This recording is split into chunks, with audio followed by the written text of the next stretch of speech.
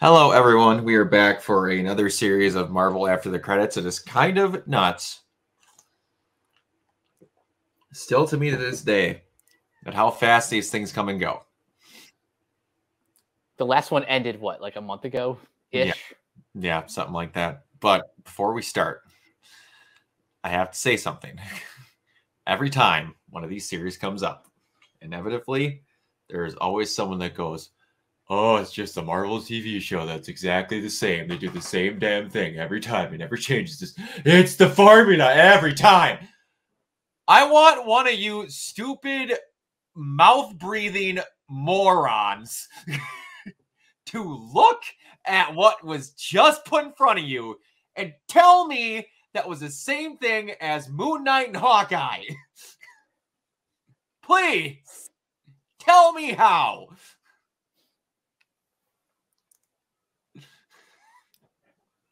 Mike, go ahead. Okay, so this episode was not really so much plot focused as it was character focused. So we meet our main protagonist, Kamala Khan. We meet her family. First, we meet her best friend, Bruno, who's like, I guess, the tech wizard of the group. Yes. Then we have her other friend, Nakia. Her parents, Muniba and Yusuf, and her brother, Amir. And really the main plot of this episode is Kamala and Bruno trying to get into Avengers Con. Yeah. Which is a pretty cool concept. It is. This might have the coolest intro Marvel's ever done. Oh, easily. I kind of lost my mind at how out of every other sphere that thing was. This felt like I was watching a Marvel Disney version of Lizzie McGuire. It was so weird. I think that's exactly the vibe they were going for. Like Lizzie McGuire meets Scott Pilgrim and all those like John Hughes coming of age stories. Yeah. And honestly, this feels more like that sort of John Hughes style than even the Spider-Man movies. Exactly. And it's I can't get over the editing. Every time they did something weird, the random chalk drawings that would come on the walls as they were walking by, the follow-through shots of them coming around corners and going through hallways that they almost never do, them going up walls and like the neon lights turning into the emojis that are on their cell phones and stuff. I'm like, what the hell? They never do this kind of editing. Honestly, this is like probably some of the best editing I've seen in the MCU shows, definitely, but like just the very specific details, like all of Kamala's daydreams when she's going over the plan to get to Avengers Con. Like the random, there's barely ever a dull scene. Even when they're just talking, it's always something's going on or something's being over exaggerated or there's some type of editing in the background. It's never boring. Nope. And borderline nothing happens in this episode outside of the last 5 minutes. Yeah, like I said, this is a character-centric episode, not a plot-centric episode. Exactly. It's a testament to what good editing can do. I was never bored. Ever.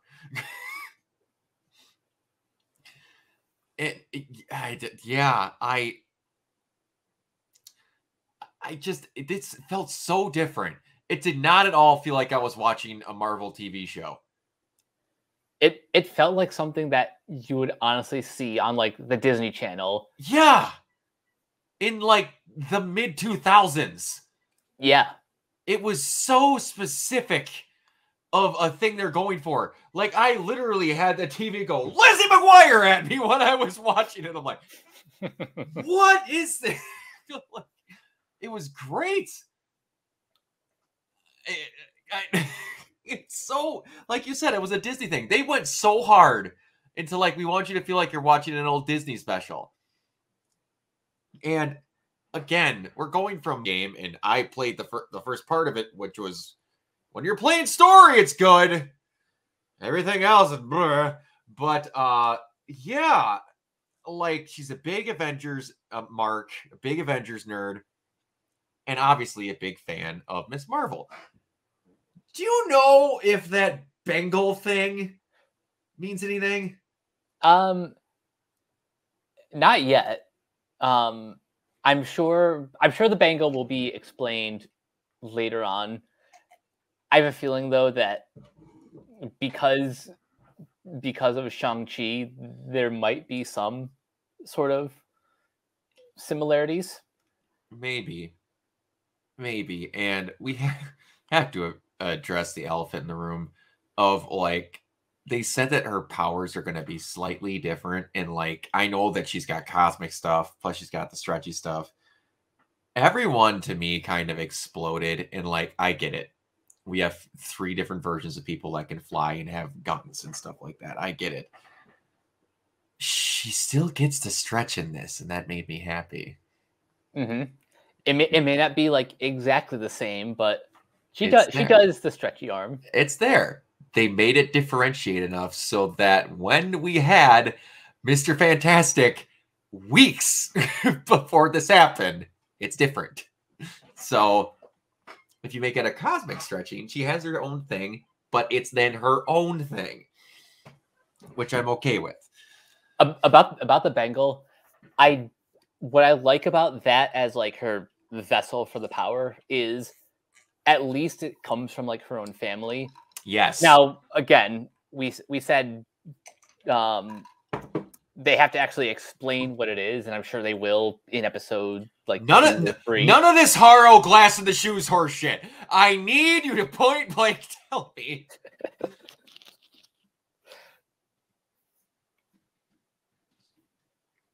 But yeah, that will get explained. Hold on. Let's see here. Oh wow, yeah, that's not. Pengo is also a Marvel character. I didn't know that. Wow, yeah. I typed Bengal into the thing, and it's getting me all sorts of different things. So we're just gonna have to go with that, because Bengal apparently is a title that a bunch of people have had. Huh. Didn't know that, but yeah, and it's an heirloom of a family member of hers that has cosmic powers. And then of course it's in the junk box. Of course. And it has to be some Indian in the cupboard style horseshit. What's this thing? Why is it special? I don't know. And it has the immediate, don't touch that. Someone else is going to put it upstairs because I don't want you playing with it. It's going to become one of those, the mom knew immediately she didn't want Kamala touching that thing. Oh, yeah, probably. So what does the mom know that Kamala doesn't? It's got to be some reason why she's like cartoonishly overprotective. Yeah, if that's and, like... and to be fair, I'm sure there are plenty of Pakistani parents who are like that. Yes. One thing I was happy about, and I'm going to be honest, I've never heard this. This is the second time I've ever actually heard, well, third time. They have a character named Jin in Ruby who's a genie. But this is the second time where they like actually reference the mythical creature, the Jin. The first time ever was in Supernatural, and it was super creepy. Like, it was a horrifying monster of a thing that makes you live out your greatest fantasies until you basically like become comatose and brain fry. But I thought it was really cool. I didn't know Jin was Arabic, but that's really cool that they're actually like bringing up stuff to like, they're not just like, hey, cool, we're Arabic, but we're never going to mention it again. They're actually like bringing in stuff, like actually acting like they're Arabic, and they're not just happen to be Arabic like some shows like to do. Mm-hmm. I was just looking up Jin on Wikipedia, and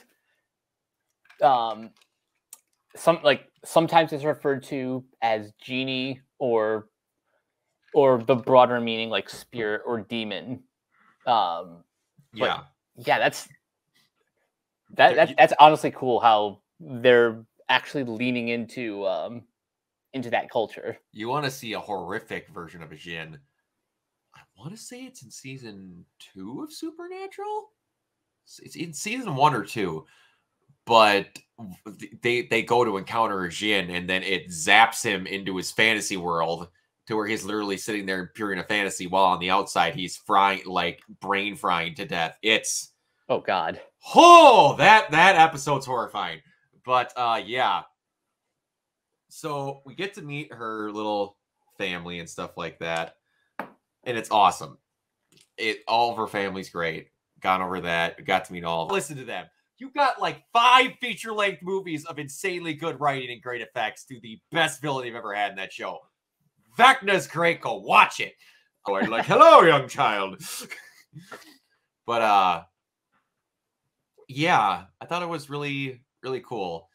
They had the Disney horrifically injured when that hammer hit her. Yeah, that did seem a bit off. Like, what's that thing made out of? Probably like styrofoam or something light, but I'm like, you made that look really awful. And when it swung back, she's just, oh, okay. I guess she's just slightly winded. That looked like you killed her. What TV show? Oh, it's an animated TV show where these people are sitting in like a tavern, and this person that should have been dead comes up to him and he goes, "You got a lot of nerve being alive." I can't think of what it's called. That line sounds so familiar though.